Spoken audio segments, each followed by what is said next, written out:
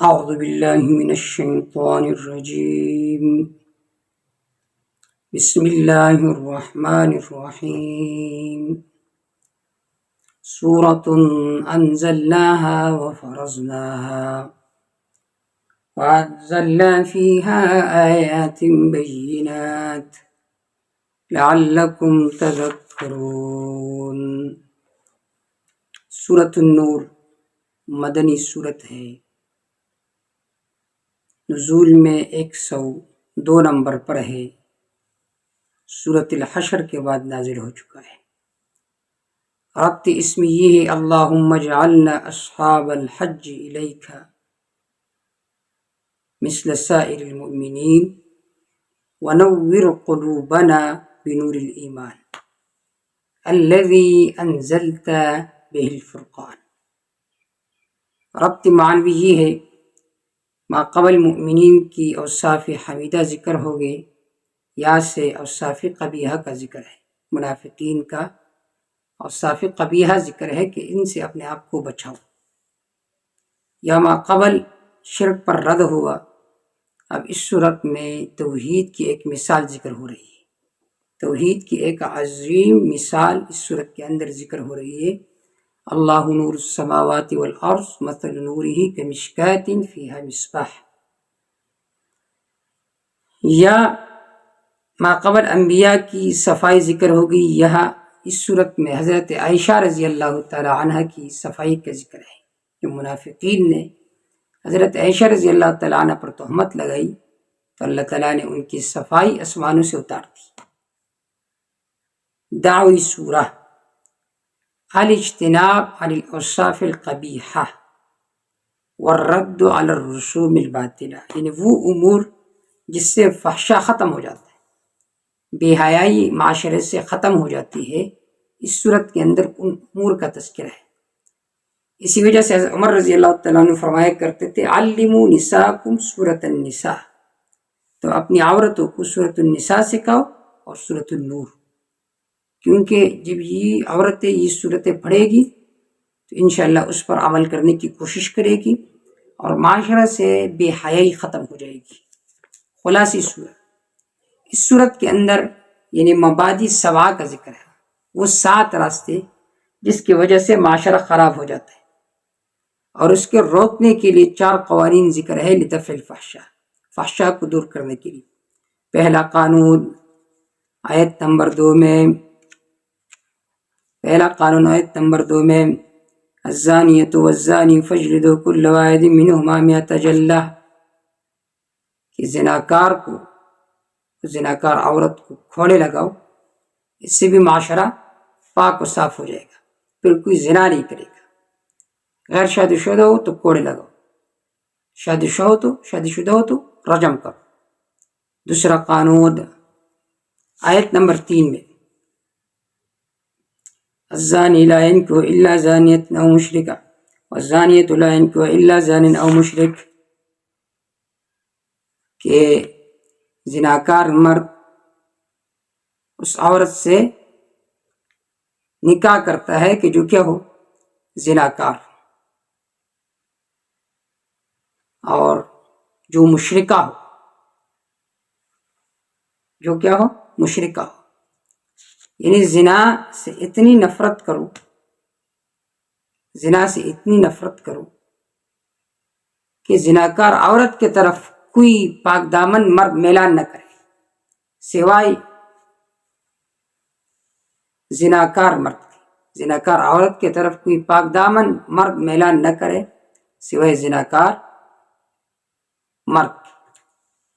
اتنا اس لفظ سے قباحت کرو، معاشرے میں اس لفظ کو قبیح شمار کرو، تب زنا ختم ہو جائے گا معاشرے سے۔ لیکن اگر زنا کے کرنے پر لوگ فخر محسوس کریں جیسے کہ آج کل، تو پھر کیا ہوگا؟ الزانی لا ينكح الا زانیۃ او مشرکہ والزانیۃ لا ينكح الا زان او مشرک۔ تیسرا قانون آیت نمبر 4 میں والذین یرمون المحصنات ثم لم یأتوا بأربعة شهداء زنا پر اتنی پابندی لگاؤ، اگر کسی نے کسی پاک دامن عورت پر زنا کا تہمت لگایا اور اس کو 4 گواہوں کے ذریعے سے ثابت نہیں کیا تو پھر کیا ہوگا؟ انہیں 80 کوڑے لگائے جائیں گے۔ چوتھا قانون والذین یرمون ازواجہم، آیت نمبر 6 میں، کہ اگر کسی نے اپنی بیوی پر زنا کا تہمت لگائی کہ تو زانیہ ہے، تو اگر ثابت نہ کر سکا تو پھر کیا ہوگا؟ لعان ہوگا، اور بادشاہ میاں بیوی کے درمیان جدائی ڈالے گا۔ اسی طرح اس صورت کے اندر مبادی 7 کا ذکر ہے، وہ 7 راستے جو گناہ کے اسباب ہیں، جو گناہ کے راستے ہیں، اس صورت کے اندر ان کی ترتیب ذکر ہو گئی ہے۔ پہلا قانون اور پہلا قاعدہ، پہلا قانون اور پہلا قاعدہ آیت نمبر 27 میں، آیت نمبر 27 دیکھیے۔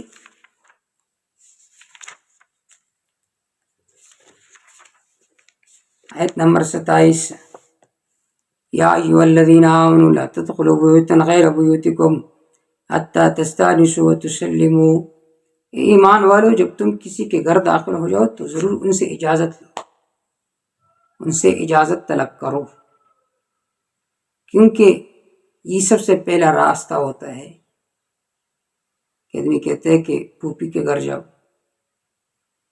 وہاں پر پھوپھی کی بیٹی ہے، ان کے ساتھ گپ شپ لگاؤ، دل لگی کرو۔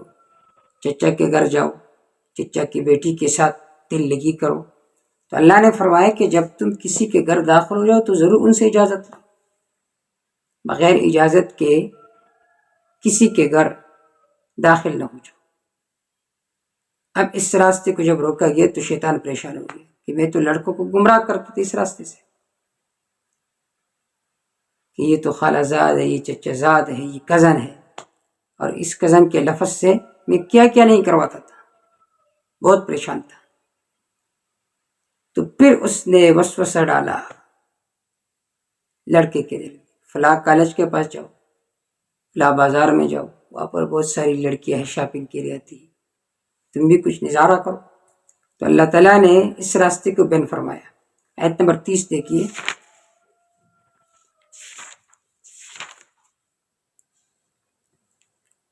قل للمؤمنین یغضوا من ابصارہم ویحفظوا فروجہم، ایمان والوں سے کہہ دے کہ وہ اپنے نظروں کو نیچے رکھے اور اپنی شرمگاہوں کی حفاظت کرے، یہ ان کے لیے بہتر ہے۔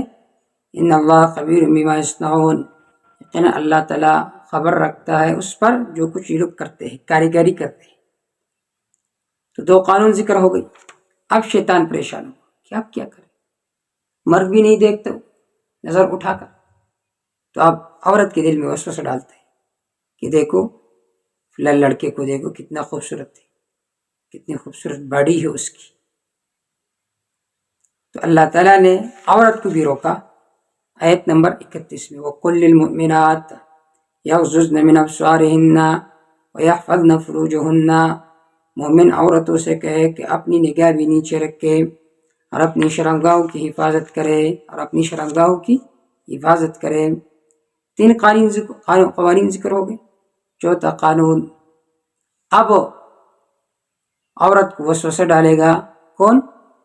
یہ خبیث شیطان وسوسہ ڈالے گا، کتنی خوبصورت کپڑے تو نے پہنی ہے، کتنا خوبصورت پازیب ہے، تھوڑا سا پاؤں کو زور دیتا کہ لوگ پتہ چلے، آواز آئے لوگوں کو۔ تو اللہ نے اس سے بھی عورت کو روکا، وَلَا يُبْدِينَ زِينَتَهُنَّ إِلَّا لِبُعُولَتِهِنَّ أَوْ آبَائِهِنَّ أَوْ آبَاءِ بُعُولَتِهِنَّ، اپنی زینت کسی کے سامنے ظاہر نہ کرے۔ ان 4 راستوں کو جب بند کیا گیا تو اب شیطان لڑکے کے دل میں وسوسہ ڈالتے، تمہارا باپ تو تمہارے لیے شادی نہیں کرواتا، غلام کے دل میں وسوسہ ڈالتے کہ تمہارے لیے تو شادی نہیں کر رہے تمہارا آقا۔ تو اللہ فرماتے وَأَنكِحُوا الْأَيَامَ مِنكُمْ، جو غیر شادی شدہ ہو ان کا نکاح کراؤ، جو غیر شادی شدہ ہو ان کا نکاح کراؤ، تاکہ معاشرہ بالکل صاف ستھرا ہو جائے، تاکہ معاشرے سے گناہ ختم ہو جائے۔ نکاح کی وجہ سے معاشرے سے گناہ ختم ہو جائے گا۔ پھر 5 راستوں کو روکا گیا۔ پھر آیت نمبر 32 میں کہ تم مکاتب بناؤ، والذین یبتغون الکتاب مما ملکت ایمانکم فکاتبوا ان علمتم فیہم خیرا۔ اس غلام کے ذریعے سے کیا نہیں کرواتا ہے یہ شیطان تو، ولا تکرہوا فتیاتکم، 7واں قاعدہ و قانون، لڑکی کو مجبور نہ کرو زنا پر، کہ تم ان کو کسی ایسی جگہ میں بھیج دو جہاں پر زنا کا اڈا ہو، جہاں پر بے حیائی ہو، جہاں پر مخلوط تعلیم ہو، تو پھر اس کا نتیجہ کیا ہوگا؟ وہ دونوں عورت اور لڑکی زنا میں کیا ہو جائیں گی؟ مبتلا ہو جائیں گے۔ اگر ان 7 قوانین پر، ان 7 راستوں کو روکا گیا اور 4 قوانین پر عمل کیا گیا تو معاشرے سے زنا کیا ہو جائے گا؟ ختم ہو جائے گا، معاشرہ بالکل صاف ستھرا ہو جائے گا۔ اسی طرح اس صورت کے اندر اصول 6 کا ذکر ہے لبرات الصحابہ، صحابہ کرام کے برات کے لیے، کہ صحابہ کرام ایک ایسی جماعت ہے کہ جن پر طعن و تشنیع کرنا گمراہی سے خالی نہیں ہے، کہ صحابہ کرام ہی وہ نفوس ہے جس کے بارے میں اللہ فرماتے ہیں وَكُلٌّ وَعَدَ اللَّهُ الْحُسْنَى، سب کے ساتھ اللہ تعالیٰ نے جنت کا وعدہ کیا ہے۔ صحابہ کرام ہی وہ نفوس ہے جس کے بارے میں اللہ فرماتے اولئک هم الراشدون، صحابہ کرام سارے کے سارے ہدایت کے مینار تھے۔ اولئک هم المہتدون، اولئک هم المؤمنون حقا رضی اللہ عنہم ورضوا عنہ۔ تو ایسے شخصیات پر طعن و تشنیع کرنا، ادھر اصل کے قرآن کے جو گواہ ہیں، شاہد ہیں، ان کو مجروح کرتا ہے۔ جب آپ نے قرآن کے گواہوں کو مجروح کیا تو آپ قرآن کو بھی ثابت نہیں کر سکتے۔ صحابہ کرام ہمارے درمیان اور آپ صلی اللہ علیہ وسلم کے درمیان ایک پل ہے، اگر اس کو آپ درمیان سے کاٹ نہ آپ کلمہ ثابت کر سکتے، نہ قرآن ثابت کر سکتے، نہ حدیث کو ثابت کر سکتے۔ اسی وجہ سے حدیث پاک میں آتا ہے اذا ظہرت البدع، جب بدعات ظاہر ہو جائے، وشتم اصحابی، میرے صحابہ کو گالی دی جائے، فعلی العالم ان یظہر علمہ، عالم پر لازم ہے کہ اپنے علم کے اظہار کرے، فإن لم يفعل، اگر اس نے ایسا نہیں کیا، فعلیہ لعنۃ اللہ والملائکۃ والناس اجمعین، تو اس عالم پر اللہ کی لعنت، تمام لوگوں کی لعنت اور فرشتوں کی لعنت و پٹکار ہے۔ تو اصول 6 ذکر ہے لبرات الصحابہ، صحابہ کرام کی برات کے لیے۔ نمبر 1، صحابہ پر الزام کون لگاتا ہے؟ آیت نمبر 11 میں دیکھیے، آیت نمبر 11 میں کہ صحابہ پر الزام لگانے والے کون لوگ ہیں؟ صحابہ کرام پر الزام لگانے والے کون لوگ ہیں؟ آیت نمبر 11، ان الذین جاؤوا بالافک، یقیناً وہ لوگ جو لے کر آئے جھوٹ، عصبۃ منکم، یہ ایک بہت بڑی جماعت ہے تم میں سے، منافقین کی جماعت ہے۔ صحابہ کرام پر الزام لگانے والا کون ہے؟ منافق ہی الزام لگاتا ہے، کوئی مسلمان صحابہ پر الزام نہیں لگا سکتا۔ دوسرا قانون لکل امرئ منہم ما اکتسب من الاثم، اس آیت میں ہے لکل امرئ، ہر ایک آدمی کے لیے، منہم ان میں سے، ما وہ سزا جو اس نے کی، من الاثم گناہ میں سے۔ کیا مطلب؟ منافق کی صفائی نہ کرو، جو صحابہ کرام کو گالی دیتے ہیں اس کی صفائی نہ کرو، ان کی صفائی نہ کرو، ان کا دفاع نہ کرو، ان کو وہ سزا ملے گا جو اس نے گناہ کے ارتکاب کیا ہے۔ لوگ کہتے ابو العلا مودودی بہت بڑے آدمی تھے، اچھی کتابیں لکھی، بالکل اس سے انکار نہیں، دین کی خدمت بھی بہت کی ہے، لیکن ان سارے خدمات پر پانی پھیرنے والا چیز ہے صحابہ کرام پر تنقیس۔ عثمان رضی اللہ تعالیٰ عنہ پر انہوں نے جو تنقیس کی ہے، لوگ کہتے انہوں نے تو کتابوں کے حوالے لے کر خلافت و ملوکیت میں ان چیزوں کو لکھے، تو ان بدبختوں نے جو کچھ لکھا تھا وہ تو عربی میں لکھا تھا، میں اور آپ تو نہیں سمجھتے تھے، عوام تو نہیں سمجھتے تھے، تو اس نے وہی باتیں اردو میں لکھ کر اور عوام کو مزید گمراہ کرنا چاہا۔ چاہے جس کتاب میں بھی صحابہ کرام کے بارے میں تنقیس ہو، ہم انہیں پھینک دیں گے، قرآن کا مقابلہ کوئی تاریخ کی کتاب نہیں کر سکتا۔ اولئک هم المؤمنون حقا رضی اللہ عنہم ورضوا عنہ وکلا وعد اللہ الحسنى، لقد رضی اللہ عن المؤمنین اذ یبایعونک تحت الشجرہ۔ تو ہم اس وجہ سے اس مولانا ابوالعالیٰ مودودی کے خلاف، ورنہ اس کے اچھے کارنامے بھی ہیں، لیکن جو برا کارنامہ اس نے یہ کتاب لکھ کر کی ہے تو اس نے ان ساری خدمات پر پانی پھیر دیا۔ تو جو صحابہ پر الزام لگاتا ہے اس کی صفائی نہ کرو، اس کی صفائی نہ کرو۔ قانون نمبر 3، صحابہ کو اپنے اوپر قیاس کرو۔ جس طرح اپنے اوپر تہمت کو برداشت نہیں کر سکتے ہو تو صحابہ کرام پر تہمت کس طرح برداشت کرتے ہو؟ آیت نمبر 12 میں دیکھیے، آیت نمبر 12،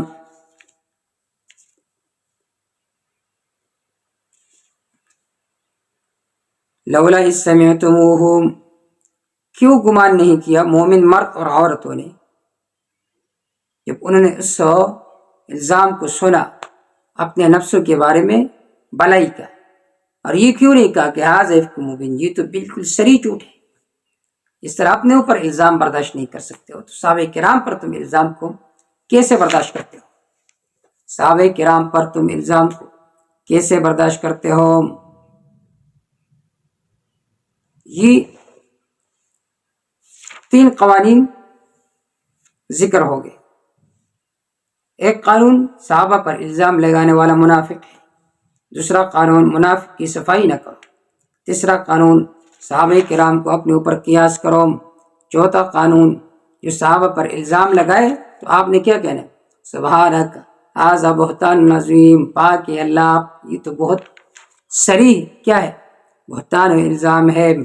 5واں قانون، صحابہ پر الزام لگانا جھوٹی بات نہیں ہے۔ آیت نمبر 15، وَتَحْسَبُونَهُ هَيِّنًا، تم گمان کرتے تھے اس کو یہ معمولی بات ہے، حال وہ عند اللہ عظیم، یہ اللہ کے نزدیک بہت بڑی بات تھی۔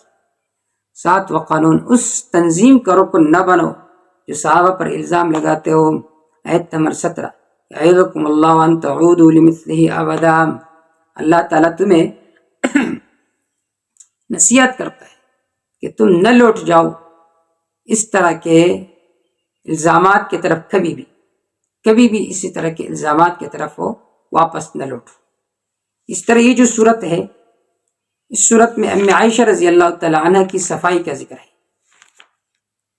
ان الذین جاؤوا بالافک عصبۃ منکم، یہاں سے ان الذین جاؤوا بالافک عصبۃ منکم، یہاں سے ام عائشہ رضی اللہ تعالی عنہ کی صفائی کا ذکر ہے۔ ام عائشہ رضی اللہ تعالی عنہ بری ہے، ام عائشہ رضی اللہ تعالی عنہ صاف ہے۔ یہ بات ام عائشہ رضی اللہ تعالیٰ عنہ کی فضیلت کے لیے کافی ہے کہ اللہ تعالیٰ نے حضرت ام المؤمنین حضرت ام عائشہ رضی اللہ تعالیٰ عنہ کے صفائی کے بارے میں قرآن مجید کی آیات کو اتارا، وہی جلی اللہ تعالیٰ نے اتار دی حضرت ام عائشہ رضی اللہ تعالیٰ عنہ کی صفائی کے بارے میں۔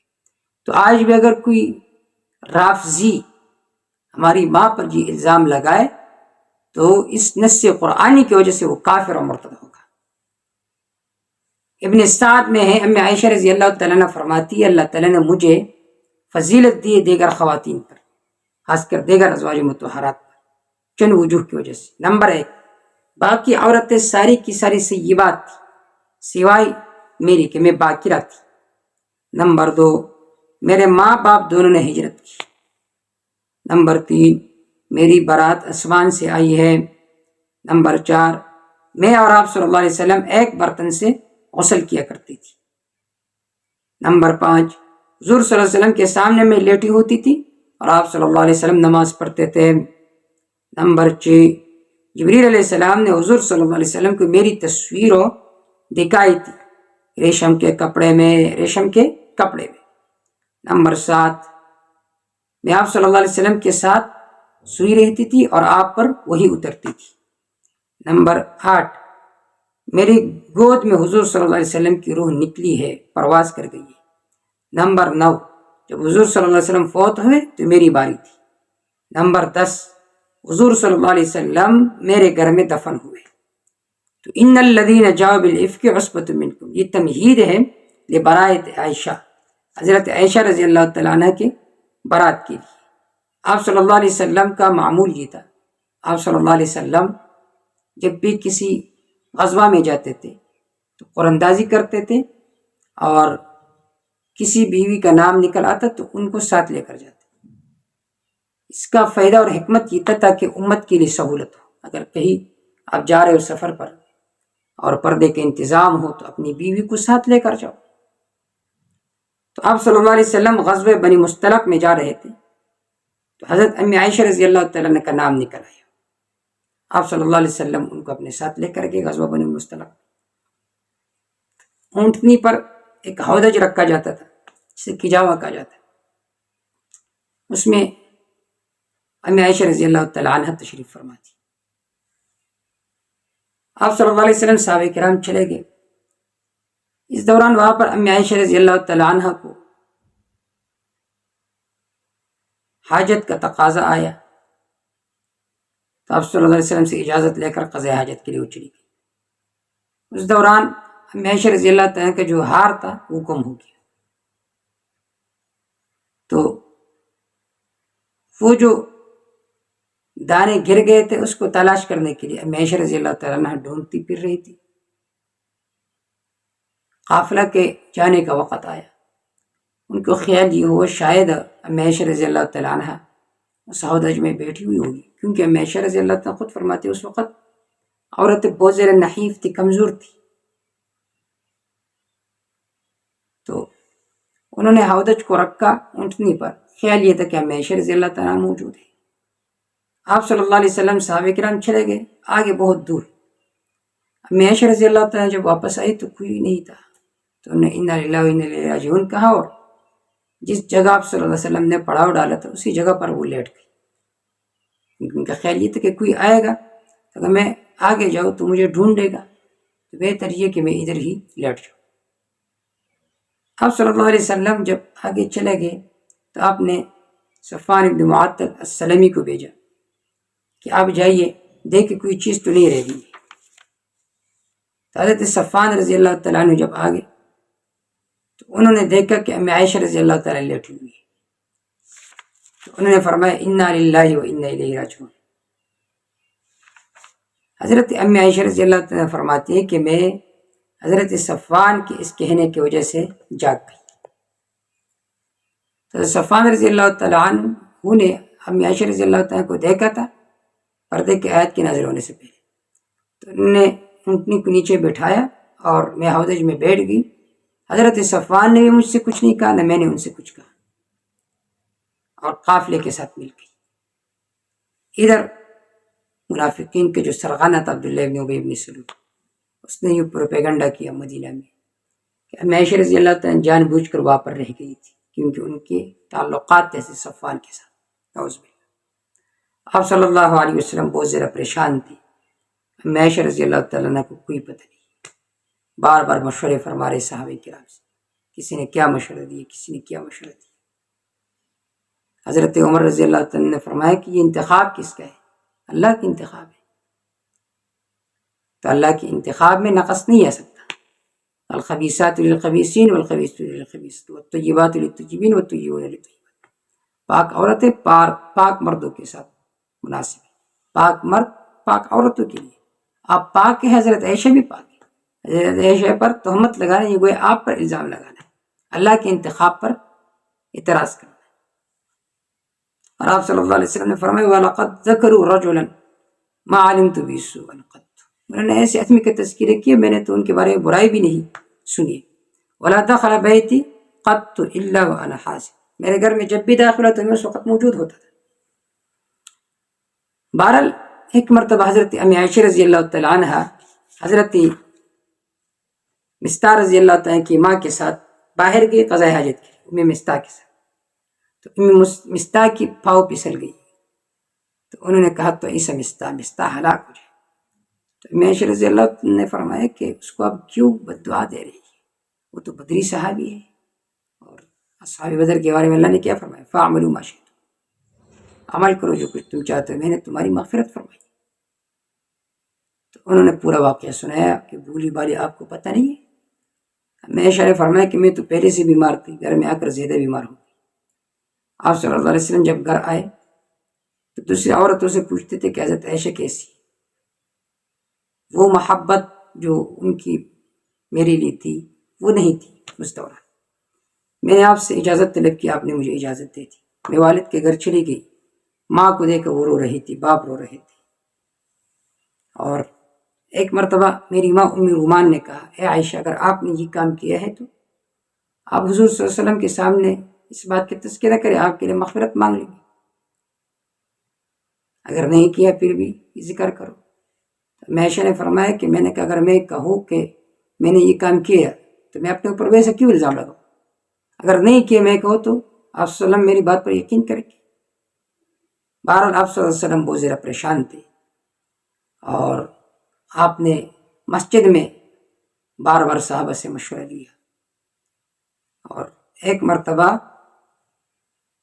مہاجرین اور انصار کے درمیان، بلکہ خود انصار کے درمیان قریب تک کہ لڑائی شروع ہو جاتی، اتنے سخت حالات تھے۔ لیکن آپ کو یقین تھا کہ یہ سارا کا سارا سازش منافقین کا ہے۔ ایک مرتبہ آپ صلی اللہ علیہ وسلم تشریف لائے تو امی عائشہ رضی اللہ تعالیٰ فرماتے کہ میں رو رہی تھی، اس دوران میں نے دیکھا کہ آپ پر وحی کے آثار ظاہر ہو گئے، اور جب آپ کے وحی ختم ہوئے تو آپ کا چہرہ اس طرح مسکرایا اور یہ آیات پڑھ کر سنائے۔ میری ماں نے کہا کہ آپ صلی اللہ علیہ وسلم کی شکریہ ادا کریں۔ میں نے کہا میں اللہ کا شکر کی ادا نہیں کرتا، اللہ نے میری صفائی اتاری۔ میں یہ نہیں سمجھتی تھی کہ میرے بارے میں وحی جلی نازل ہوگی۔ میں نے کہا کہ حدیث کے ذریعے سے یا خواب کے ذریعے سے آپ کو بتایا جائے گا کہ امی عائشہ کیا ہے، پاک اور صاف ہے۔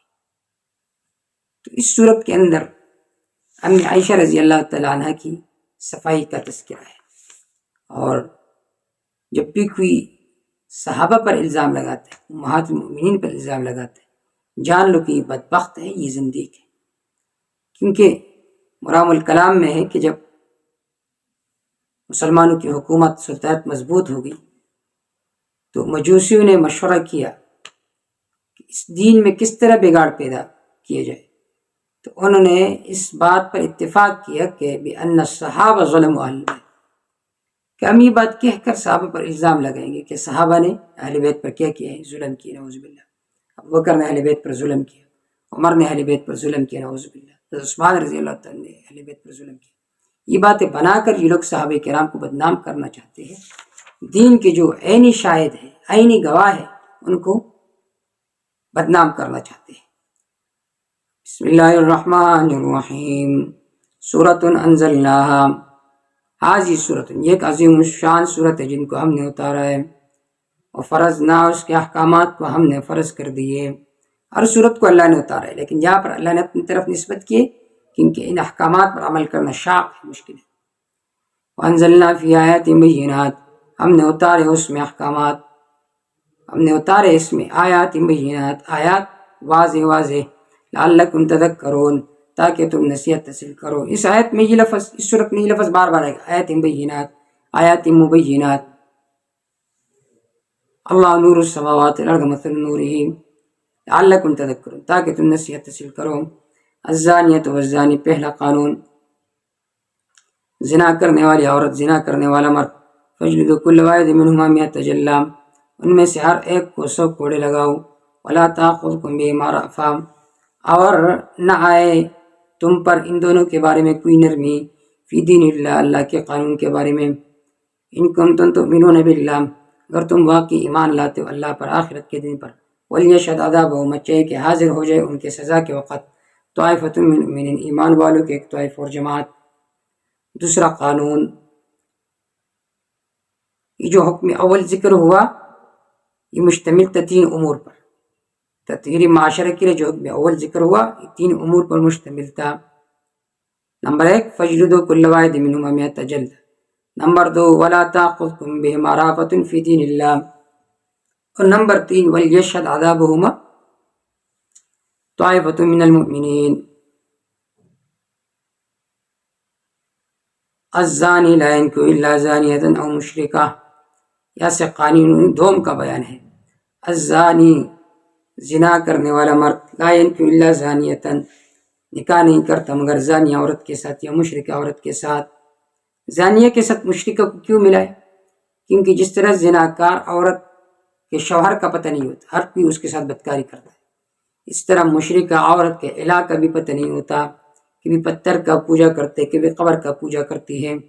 والزانیۃ، زنا کرنے والی عورت، لا ینکحھا، اس کو نکاح میں نہیں لیتی، الا زان، مگر زناکار مرد، او مشرک، یا کوئی مشرک مرد۔ وحرم ذلک علی المؤمنین، یہ حرام کیا گیا ایمان والوں پر، یہ حرام کیا گیا ایمان والوں پر۔ دیکھیے یہاں پر جو فرمایا کہ زناکار مرد نکاح نہیں کرتا مگر زناکار عورت کے ساتھ یا مشرکہ عورت کے ساتھ۔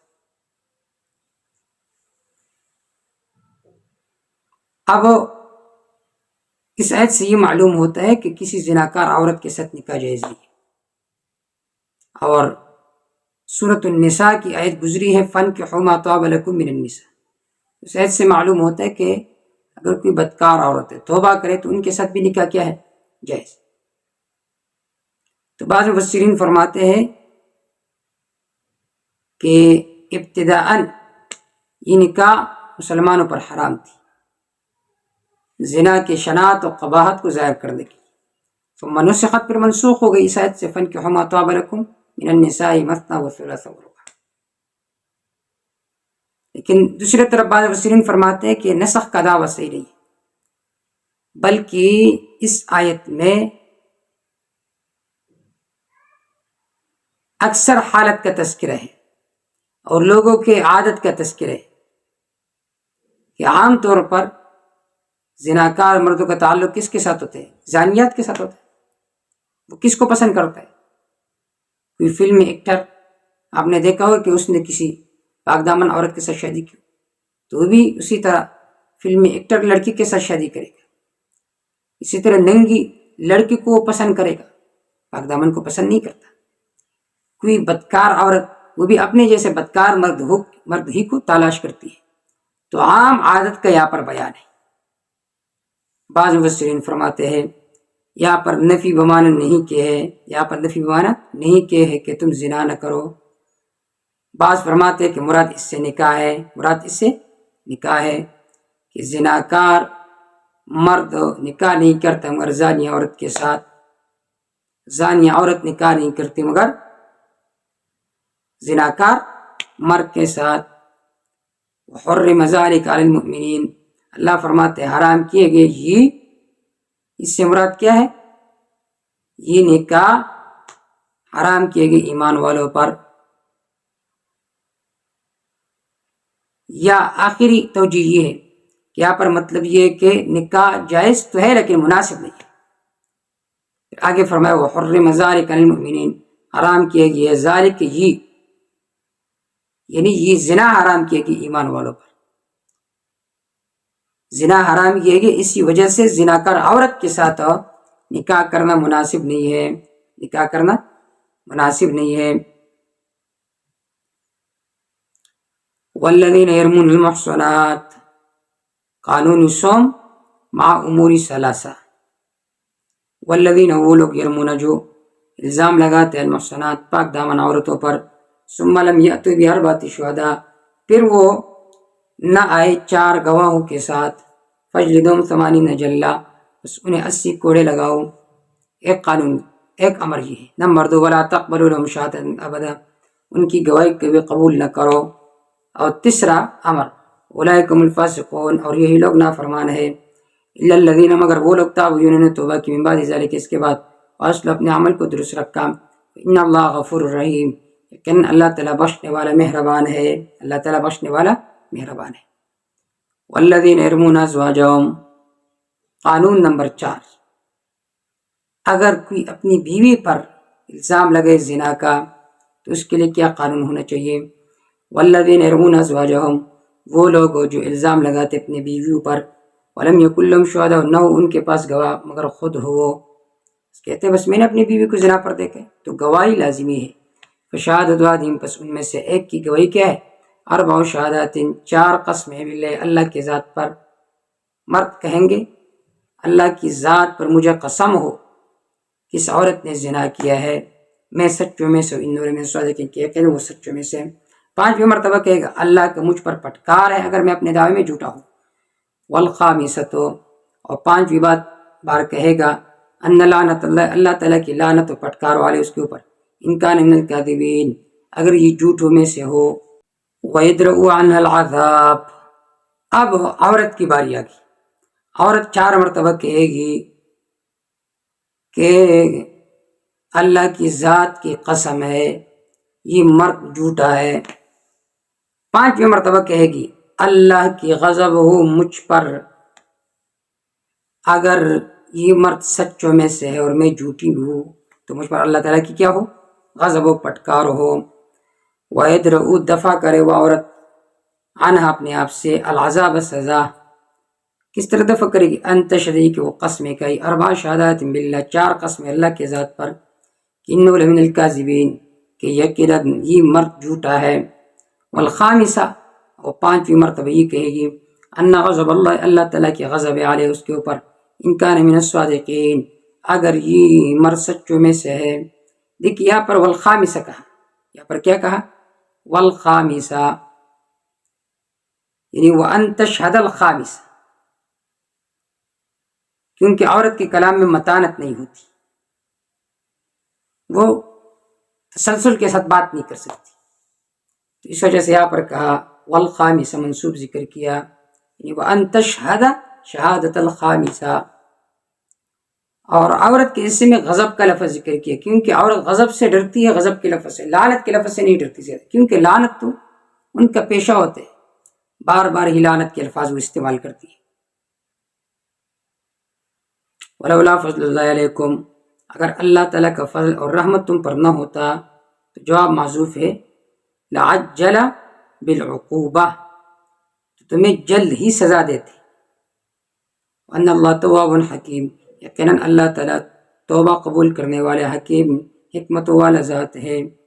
ان الذین جاؤوا بالافک، تمہید لبراءت عائشہ رضی اللہ تعالیٰ عنہ، یقیناً وہ لوگ جو لے کر آئے بالافک جھوٹ کے ساتھ، عصبۃ منکم، یہ ایک بہت بڑی جماعت ہے تم میں سے، منافقین کی جماعت ہے، لا تحسبوہ، گمان نہ کرو تم اس پر، شر لکم، کہ تمہارے لیے شر ہے، کیونکہ اس سے امی عائشہ رضی اللہ تعالیٰ کی صفائی ظاہر ہو گئی، بل هو خیر لکم، بلکہ تمہارے لیے بہتر ہے، لکل امرئ منہم، ہر ایک مرد کے لیے ان میں سے، ما وہ سزا ہے، اکتسب جو اس نے کی، من الاثم گناہ میں سے، والذی تولا، وہ شخص، وہ بدبخت آدمی، تولا کی وجہ جس نے اٹھائے بہت بڑا بوجھ گناہ کا، منہم ان میں سے، ان منافقین میں سے، وہ عذاب عظیم، اس کے لیے بہت بڑا عذاب ہے۔ لولا اذ سمعتموہ، لولا ظن المؤمنون، کیوں گمان نہیں کیا مومن مرد اور عورتوں نے، اذ سمعتموہ، جب تم نے اس الزام کو سنا، بانفسہم خیر، اپنے اوپر خیر کا، بھلائی کا، صحابہ کو اپنے اوپر قیاس کرتے، وقالوا، یہ لوگ کہتے، ھذا افک مبین، یہ بہت کھلا جھوٹ ہے، لولا جاءوا علیہ باربعۃ شہداء، کیوں نہیں لے کر آئے وہ اس تہمت پر 4 گواہ، اذ لم یأتوا بالشہداء، جب وہ لے کر نہیں آئے گواہوں کو، فاولئک عند اللہ هم الکاذبون، بس یہ لوگ اللہ کے ہاں جھوٹے ہیں۔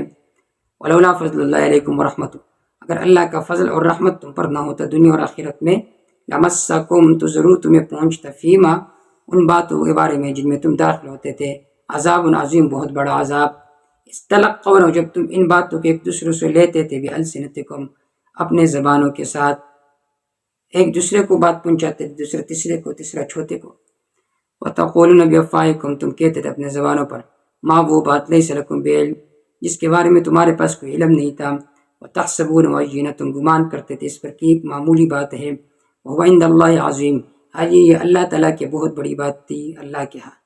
ولولا اذ سمعتموہ، کیوں نہیں جب تم نے اس الزام کو سنا تو تم کہتے، ما یکون لنا، یعنی کیوں تم نے نہیں کہا جب تم نے اس الزام کو سنا کہ ما یکون لنا، ہمارے لیے جائز نہیں، ان نتکلم بہذا، ہم اس بارے میں کوئی گفتگو کریں، سبحانک، پاک ہے آپ، ھذا بہتان عظیم، یہ بہت بڑا بہتان اور الزام ہے، یعظکم اللہ، اللہ تعالیٰ تمہیں نصیحت کرتا ہے، ان تعودوا لمثلہ ابدا، کہ نہ لوٹو تم اس جیسے الزام کی طرف کبھی بھی، ان کنتم مؤمنین، اگر واقعی تم ایمان والے ہو، ویبین اللہ لکم الآیات، اللہ تعالیٰ بیان فرماتے تمہارے لیے الآیات، احکامات اور آیات، واللہ علیم حکیم، اللہ تعالیٰ جاننے والے ہیں، حکمت والے ہیں۔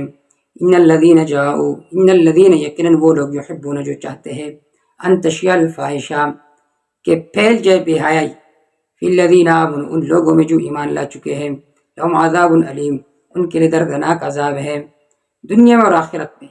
واللہ یعلم وانتم لا تعلمون اللہ تعالیٰ جانتے اور تم جانتے نہیں ہو۔ ولولا فضل اللہ علیکم ورحمتہ اگر اللہ کا فضل اور رحمت تم پر نہ ہوتا تو لعجل لکم العذاب تمہیں جلدی عذاب دے دیتے۔ وان اللہ رؤوف الرحیم یقیناً اللہ تعالیٰ نرمی کرنے والا مہربان ہے۔ یا ایھا الذین آمنوا ایمان والو لا تتبعوا تابعداری نہ کرو خطوات الشیطان شیطان کے قدموں کا، شیطان کے طریقوں کا۔ ومن یتبع خطوات الشیطان جو شخص بھی شیطان کے طریقوں کا تابعداری کرتا ہے، انه یامر بالفحشاء یقیناً شیطان حکم کرتے بے حیائی کے ساتھ، والمنکر برائی کے ساتھ۔ ولولا فضل اللہ علیکم ورحمتہ اگر اللہ کا فضل اور رحمت تم پر نہ ہوتا، ما زکا منکم احد ابدا تو نہ بچاتے تم میں سے کسی ایک کو بھی کبھی بھی، ما زکا پاک نہ کرتے تم میں سے کسی ایک کو بھی ہمیشہ۔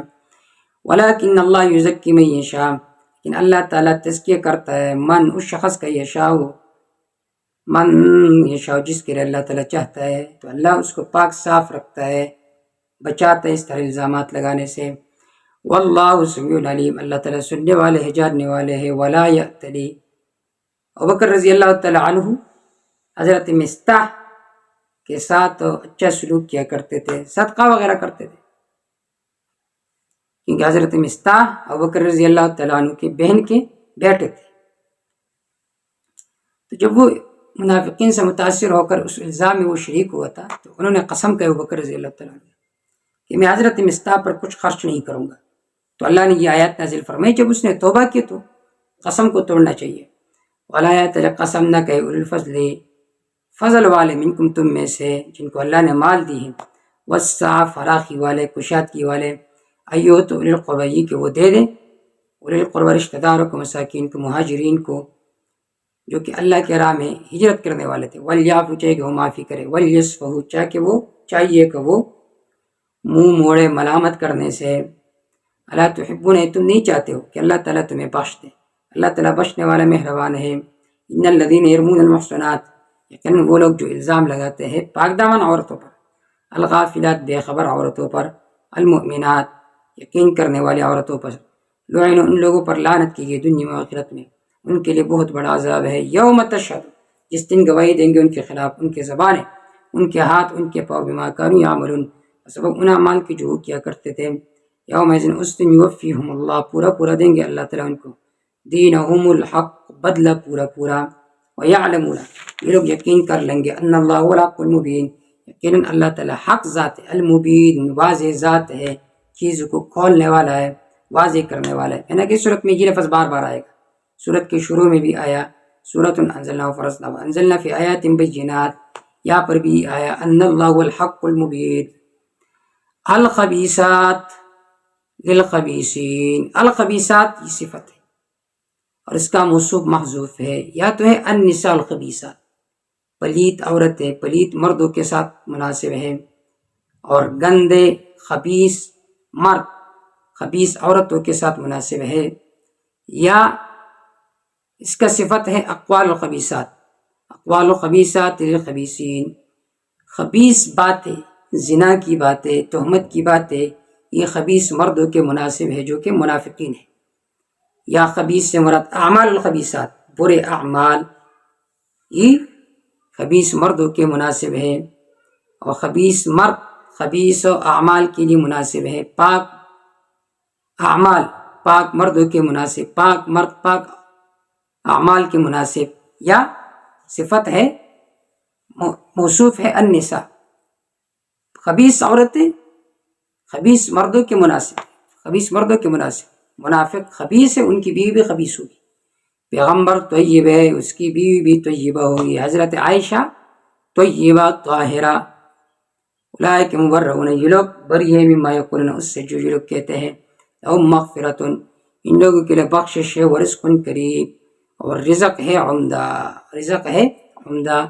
یا ایھا الذین آمنوا یہاں سے آداب ذکر ہے ایمان والوں کے لیے، ایمان والوں کے لیے یہاں سے آداب ذکر ہے، 7 آداب ذکر ہے، یعنی وہ 7 راستے، اگر ان راستوں کو بند کیے جائے تو زنا خود بخود کیا ہو جائے گا؟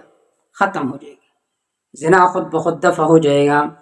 پہلا قانون، کسی کے گھر میں داخل ہو تو اجازت لے کر داخل ہو۔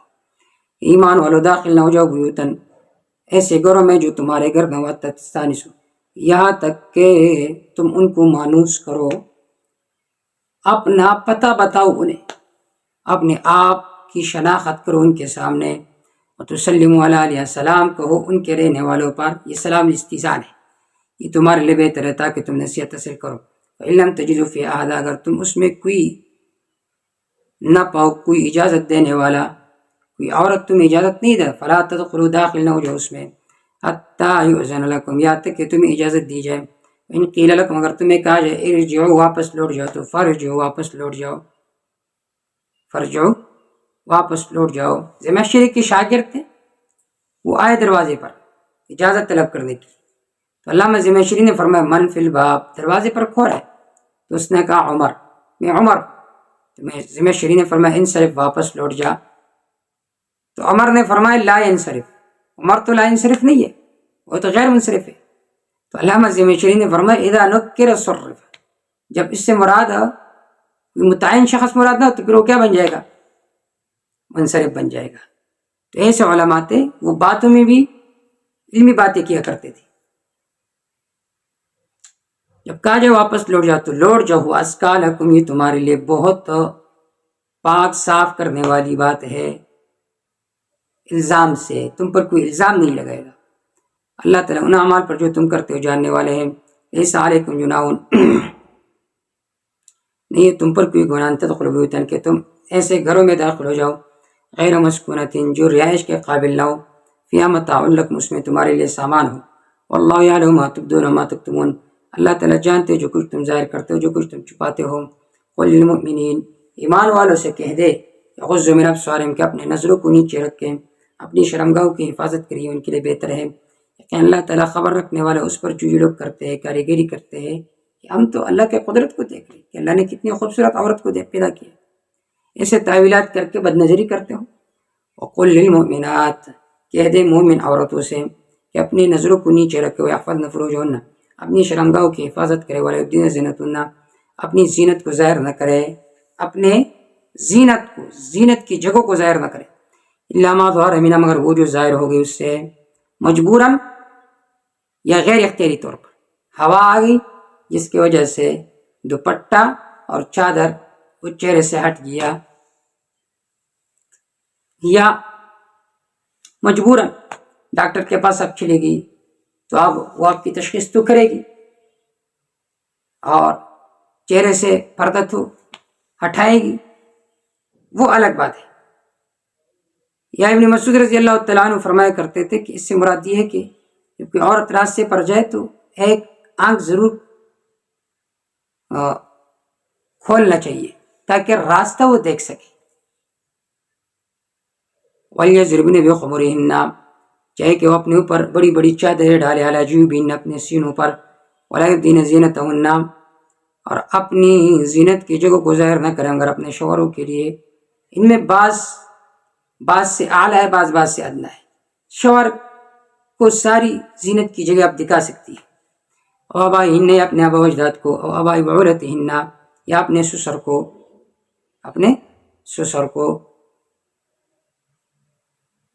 او آبائہن، ہاں اگر سسر نوجوان ہے تو زیادہ بے پردگی کے ساتھ ان کے سامنے نہیں آنا چاہیے۔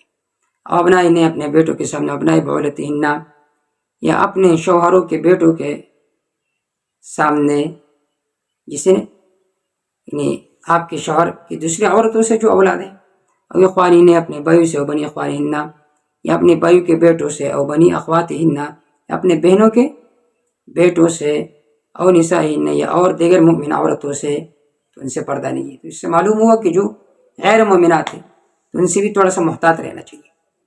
وما ملکت ایمانہن، یا جو مالک ہیں ان کے دائیں ہاتھ آپ کو غلام ہے، والتابعین، یا وہ خدمت گار غیر اولی الاربا، جو کہ شہوت والے نہیں ہیں مردوں میں سے، الطفل الذین، ان بچوں میں سے، لم یظہروا، جو خبر نہیں رکھتے، علی عورات النساء، عورتوں کے پوشیدہ جگہوں پر اس کو یہ پتہ نہیں ہے کہ مرد اور بیوی جب آپس میں ملاپ کرتے تو کیا پیدا ہوتے، مرد اور بیوی آپس میں ملتی بھی ہیں یا نہیں۔ آج کل کے بچے ہوتے 4-5 سال کے بچے ہوں گے، ان کو سب کچھ پتا ہوگا، تو ان سے تھوڑا سا دور رہنا چاہیے۔ اللہ اللہ ولا یضربن بارجلہن، اپنے پاؤں کو مارے تیزی کے ساتھ زمین پر، لیعلم ما یخفین، تاکہ ظاہر کیا جائے جو چھپے ہوئے من زینتہن، ان کی زینت میں سے۔ وتوبوا الی اللہ، رجوع کرو اللہ تعالیٰ کی طرف، جمیعاً سارے کے سارے ایمان والو، تاکہ تم کامیاب ہو جاؤ۔ وانکحوا الایام، ایک اور قانون، نکاح کرو، نکاح کراؤ، الایام غیر شادی شدہ کو، ایام جمع ایم کا، کل ذکر لا انثی لہ وکل انثی لا ذکر لہ، ہر مرد جس کی بیوی نہ ہو، ہر وہ عورت جس کا مرد جو شادی شدہ نہ ہو، منکم تم میں سے، والصالحین من عبادکم، اور نیک موحدین جو تمہارے غلام ہیں ان کو بھی نکاح کراؤ، و امائکم، اپنے لونڈیوں کو بھی، یکونوا فقراء، اگر یہ لوگ فقیر ہیں، یغنیہم اللہ، اللہ انہیں مالدار فرمائیں گے اپنے فضل سے، واللہ واسع علیم، اللہ کشاد علم والا ہے، ولیستعفف، چاہے کہ پاک دامن رہے، پاک صاف رہے، الذین، وہ لوگ، لا یجدون نکاح، جو نکاح کی طاقت نہیں رکھتے، حتی یغنیہم اللہ، یا تک اللہ ان کو مالدار فرمائے، من فضل، اپنے فضل میں سے، والذین یبتغون الکتاب، وہ لوگ جو تلاش کرتے ہیں الکتاب، مکاتب بننا، آپ سے طلب کرتے کہ ہمیں مکاتب بناؤ، مما ملکت ایمانہم، مکاتب اسے کہا جاتا ہے کہ مولا ان سے کچھ رقم کا مطالبہ کر کے ان کو آزاد کرے، ان میں سے کہ مالک ہے تمہارے ہاتھ، فکاتب، ان پر انہیں مکاتب بناؤ، ان علمتم فیہم خیرا، اگر تمہیں ان کے بارے میں خیر کا علم ہو، خیر سے مراد یہ ایمان ہے یا کسب و معاش کر سکتے ہیں، وہ تمہیں بدلے کتابت دے سکتے ہیں، آتوہم، دے دو ان کو، من مال اللہ، اللہ کے اس مال میں سے، آتاکم، جو اللہ تعالیٰ نے تمہیں دی ہے، آخری قانون، ولا تکرہوا فتیاتکم علی البغاء، مجبور نہ کرو اپنی لڑکیوں کو، علی البغاء، بدکاری پر، زنا پر، ان اردنا تحسنا، جب کہ وہ ارادہ کرتے ہو، تحسنا، عفت میں رہنے کا، یہ قید واقعی ہے، یہ قید کیا ہے؟ واقعی ہے، احترازی نہیں ہے۔ کیا مطلب؟ یہ مطلب نہیں ہے کہ اگر وہ زنا چاہتی ہو تو کیا تم پھر انہیں بھیجو گے زنا کے اٹے میں؟ اگر وہ زنا کا خود متلاشی ہو پھر تو اقرار ممکن بھی نہیں ہے، کیونکہ وہ تو خود بخود راضی ہے۔ بہرحال یہ قید کیا ہے؟ واقعی ہے۔ بعض مشرکین ایسے تھے جو اپنی لونڈیوں کو بیچتے تھے اور انہیں مجبور کرتے تھے زنا پر، تم نے اتنے پیسے لے کر آنا ہے رات کو، تو ولا تکرہوا فتیاتکم، مجبور نہ کرو اپنی لڑکیوں کو زنا پر، اگر وہ چاہتی ہے تحسنا، عفت میں رہنا چاہتی ہے تو انہیں زنا پر مجبور نہ کرو، تاکہ تم تلاش کرو عرض الحیات دنیا کی زندگی کا سامان، من یکرہن، جس نے ان کو مجبور کیا زنا پر، فإن اللہ من بعد اکراہہن غفور رحیم، یقیناً اللہ تعالیٰ ان کو مجبور کرنے کے بعد بخشنے والا مہربان ہے۔ وَلَقَدْ أَنزَلْنَا إِلَيْكُمْ آیَاتٍ مُبَيِّنَاتٍ، تیسری بار یہ لفظ، پہلی بار فرمایا سورۃ انزلناہ فرضنا وانزلنا فی آیات بینات، پھر دوسری بار فرمایا ان اللہ هو الحق المبین، اب تیسری بار اللہ فرماتے وَلَقَدْ أَنزَلْنَا إِلَيْكُمْ، تحقیق ہم نے اتارے تمہارے طرف، آیات مبینات، حق کو ظاہر کرنے والی، بالکل واضح، وَمَثَلًا، نمونہ، من الذین، ان لوگوں کا، جو گزر چکے، من قبلکم، تم سے پہلے، وموعظۃ، نصیحت ہے، للمتقین، متقین کے لیے، جن کے دلوں میں تقوی ہو تو ان لوگوں کے لیے یہ قرآن مجید نصیحت ہے۔ اللہ نور السماوات والارض مثل نورہ کمشکاۃ فیہا مصباح، دیکھیے یہ جو مثال ہے اس کو سمجھنے کے لیے اختصاراً یہ بات ذہن میں رکھیے، یہاں پر اللہ فرماتے اللہ نور السماوات والارض، اللہ آسمانوں کا اور زمینوں کا نور ہے۔ اب یہاں پر نور ہے اللہ آسمانوں کا اور زمینوں کا، تو مفسرین نے فرمایا کہ یہاں پر نور یا بمعنی مدبر کے ہے، کہ آسمانوں اور زمینوں میں تدبیر کرنے والا ذات کون ہے؟ اللہ ہے، اللہ مدبر السماوات والارض۔ بعض فرماتے نور بمعنی ہادی کے ہے، کہ اللہ تعالیٰ ہدایت دینے والے ہیں، بعض فرماتے ہیں کہ نور بمانا منور کے ہے، نور بمانا منور کے ہے کہ آسمان و زمین میں روشنی ڈالنے والا کون ہے؟ اللہ کی ذات ہے۔ جیسا کہ ایک شاعر کہتے ہیں وَيَظْهَرُ فِي الْبِلَادِ ضِيَاءُ نُورٍ يَقُومُ بِهِ الْبَرِيَّةُ أَيَّ مُوجَا۔ پھر آگے فرمائے مَثَلُ نُورِهِ، یہ اللہ آسمان و زمین کا نور، یہ لفظ متشابہات میں سے ہے۔ مثل نوری، اللہ تعالیٰ کی نور کی مثال، مثل نوری، مثل مضاف ہے، نور مضاف الیہ، پھر نور مضاف ہے، ضمیر مضاف الیہ ہے۔ یہ قاعدہ ذہن میں رکھیے کہ مضاف الیہ غیر ہوتا ہے مضاف سے، جیسا کہ جان غلام، آگے میرے پاس زید کا غلام، تو غلام آئے ہیں، زید نہیں آئے۔ مضاف اور مضاف الیہ میں تغایر ہوتا ہے، مضاف الیہ غیر ہوتا ہے مضاف سے۔ تو اب یہاں پر ہے مثل نوری ہی، اللہ کے نور کی مثال فی قلب المومن، مومن کے دل میں۔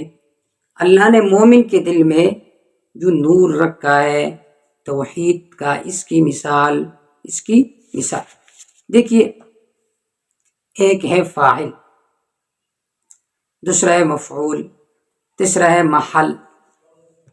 ایک ہے فاعل، دوسرا ہے مفعول۔ روشنی دینے والا کون ہے؟ فاعل کون ہے؟ اللہ، اللہ منور السماوات والارض۔ اور اس کو قبول کرنے والا کون ہے؟ مومن۔ اس کا محل کون سا ہے؟ قلب مومن۔ اس کا محل کون سا ہے؟ قلب مومن۔ اللہ نور السماوات والارض مثل نوری کمشکات فی مصباح المصباح فی زجاجہ۔ اللہ کی نور کی مثال مومن کے دل میں، مراد قرآن و سنت جو مومن کے دل میں ہے، کمشکات مثل استاقچے کے ہے، مراد اس سے سینہ ہے، فی مصباح جس میں چراغ ہو۔ چراغ سے مراد کیا ہے؟ عقیدہ توحید۔ المصباح فی زجاجہ، پھر یہ چراغ فی زجاجہ ایک شیشے میں ہے۔ تو اگر مومن کے دل میں عقیدہ ہو تو یہ مومن مضبوط عقیدے والا عمل والا ہوتا ہے، لیکن صرف مومن کے اندر یہ عقیدہ نہیں بلکہ اس کے سینے میں، اس کے قلب میں ہے، اس کے قلب میں۔ اور پھر اس قلب کی کیفیت کیسی ہے؟ دیکھیے ایک تاقچہ ہے نا، اس میں ایک چراغ رکھا ہو تو محفوظ ہوگا، لیکن اس تاقچے کے ارد گرد شیشہ بھی ہو تو اور زیادہ مضبوط ہوگا۔ اس کی کیفیت یہ ہے الزجاجۃ، یہ جو شیشہ ہے، یہ جو شیشہ ہے، یہ جو دل ہے، کاننا کوکبن، وہ کہ وہ چمکتا ستارہ ہے، درجین چمکنے والا، یوقد جنہیں روشن کیا جاتا ہے، من شجرۃ مبارکہ برکت والے درخت سے، بابرکت درخت سے، جو کہ زیتون کا تیل ہے، لا شرقیت ولا غربیہ، نہ وہ شرق کے طرف ہے نہ وہ غرب کے طرف ہے، لا شرقیہ، نہ مشرقی زمین میں ہے جیسا کہ پاکستان ہے، نہ غربی زمین میں جیسا کہ برطانیہ ہے، بلکہ درمیان میں ہے، درمیان میں ہے، یعنی حجاز مقدس میں ہے، حجاز مقدس میں ہے۔ تو حاصل یہ ہے، یہاں رب نے ہدایت کی مثال دی ہے جو مومن کے دل میں ہے عقیدہ توحید کی۔ مشکات تعبیر ہے بدن انسانی سے، تاقچہ، مصباح تعبیر ہے ہدایت سے، توحید سے، زجاجہ تعبیر ہے مومن کے دل سے، یوقد من شجرہ، یہ کنایہ استعداد تام سے، جس طرح بدن انسان میں سینہ اور دل ہو، اور اس دل میں استعداد مقبولیت ایمان ہو، پھر رب کا ہدایت بھی مل گیا ہو تو روشنی پر روشنی ہوگی، شیشہ چلکتا ہے، اس طرح مومن کا عقیدہ بھی چلکتا ہے۔ مصباح اس کو تیل سے جلایا جاتا ہے، اس طرح مومن کا عقیدہ قرآن سے اخذ ہوتا ہے۔ لا شرقیہ، معلوم ہوا مغربیت اور شرقیت سے صفا ہے بالکل، قرآن و حدیث۔ شیشہ میں جب چراغ ہو تو اس کو بجھانا مشکل ہوتا ہے۔ اس طرح مسلمان کا عقیدہ بالکل محفوظ ہوتا ہے، مومن بے اعتبار حجت ہر وقت غالب رہتا ہے۔ یکاد زیتها یضیء، قریب ہے کہ اس کے تیل روشن ہو جائے۔ دلائل قرآن واضح ہے، قرآن صاف ہے، اگر آپ اس پر عمل نہ کریں پھر بھی جس طرح تیل واضح ہے اسی طرح دلائل بھی صاف ہے۔ اس طرح جب عقیدے کے ساتھ دلائل ہو، عقیدہ بھی ہو پھر دلائل بھی ہو تو روشنی در روشنی ہوتی ہے۔ اسی طرح جب مومن کے دل میں عقید توحید ہو، اس پر عمل بھی ہو تو اس میں اور اثر زیادہ ہوتا ہے۔ اسی وجہ سے ابو اللیث سمرقندی فرماتے ہیں کہ الزجاجہ، یہ جو شیشے یہ نور ہے، والسراج نور، سراج بھی نور ہے، والزیتون نور، زیتون بھی نور ہے۔ تو مومن کا عقیدہ بھی نور ہے، مومن کا قول بھی نور ہے، مومن کا عمل بھی نور ہے۔ تو نتیجہ کیا ہوا؟ مدخلہ نور ومخرجہ نور وہو مسیر الی النور یوم القیامہ۔ اس کا دنیا میں رہنا، قبر میں رہنا، قبر سے نکلنا، میدان محشر جانا، یہ سب کے سب کیا ہوگا؟ نور ہوگا۔ مومن کے آگے پیچھے نور ہی باغے گی۔ دیکھیے شیشے کے اندر 3 صفات ہوتے ہیں، ایک ہے رقت، مومن کے اندر بھی یہ صفت ہے، رحماء بینہم، آپس میں رحم ہوتا ہے۔ دوسرا ہے غلظت، سختی بھی ہے، مومن کی صفت کے اشداء والکفار، کفار پر سخت ہوتے ہیں۔ تیسرے نمبر پر الصفافیت، بالکل صاف ہوتے، تو مومن کا سینہ بالکل علم کے لیے کھلا رہتا ہے، مومن کا سینہ بالکل کیا ہوتا ہے؟ کھلا رہتا ہے۔ تو اللہ نور السماوات، حاصل یہ ہے کہ تم ان احکامات پر عمل کرو، اس سے معاشرہ پاک صاف ہو جائے گا، اللہ تمہارے معاشرے کو منور فرمائیں گے۔ اللہ نور السماوات والارض، اللہ تعالیٰ آسمان و زمین میں نور کو پھیلانے والا ہے، اللہ آسمان و زمین کا نور ہے۔ مثل نورہ، اس کی نور کا مثال مومن کے دل میں کہ مشکات، مثل تاکچے کے ہے، مشکات سے مومن کا سینہ مراد ہے، فیہا مصباح، اس میں چراغ ہو، چراغ سے مراد عقید توحید ہے۔ المصباح فی زجاجہ، پھر یہ چراغ ایک شیشے میں ہو، زجاجہ سے مراد مومن کی دل مراد ہے۔ الزجاجہ، اس کی کیفیت یہ شیشہ گویا کہ کوکبن، ایک ستارہ ہے، دریون، چمکنے والا، یوقد، جنہیں روشن کیا جاتا ہے، من شجرت مبارکہ، ایک بابرکت درخت سے، لا شرق زیتونت، ایک بابرکت درخت سے، یہ مبدل من ہے، زیتونت یہ بدل ہے جو کہ زیتون کا درخت ہے، لا شرقیہ ولا غربیہ، جو نہ مشرق کے طرف ہے نہ مغرب کے طرف ہے، شرقیہ، بالکل روشنی اگر لگے تو پھر بھی وہ درخت نقصان میں ہوتا ہے، اگر روشنی بالکل نہ لگے پھر بھی نقصان ہوتا ہے۔ تو یہ نہ مشرق کے طرف ہے نہ مغرب کے طرف، بالکل درمیان میں ہے تاکہ ترقی کرے۔ اسی طرح مومن بھی مضبوط عقیدے والا ہوتا ہے، بہت وقت تک اس کے فوائد پھیلتے رہتے ہیں۔ یکاد و قریب ہے زیتوا، اس کے تیل، یضیء، کہ وہ چمکے، ولو لم تمسسہ نار، اگرچہ اسے آگ نہ پہنچے، نور علی نور، نور پر نور ہے، نور پر نور ہے، نور علی نور، یعنی اگرچہ اس کو روشنی نہ پہنچے پھر بھی اس میں چمک پیدا ہوتی ہے۔ عقیدہ آپ کے پاس ہے، اگرچہ عمل کمزور ہو پھر بھی وہ چمکتا ہے، نور علی نور۔ اگر عقیدہ بھی ہو، عقیدے پر عمل بھی ہو، عقیدہ بھی ہو، اس پر براہین بھی ہو، تو یہ نور در نور ہے۔ تو حاصل یہ ہے کہ روشنی کا فاعل اللہ ہے، قابل مومن ہے، محل مومن کا دل ہے۔ اللہ یاد اللہ لنور من یشاء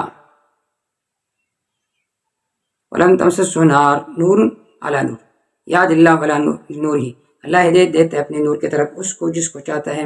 وَيَضْرِبُ اللَّهُ الْأَمْثَالَ، اللہ بیان فرماتے ہیں مثالوں کو، للناس، لوگوں کے لیے، وَاللَّهُ بِكُلِّ شَيْءٍ عَلِيمٌ، اللہ تعالیٰ ہر چیز کو جاننے والے ہے۔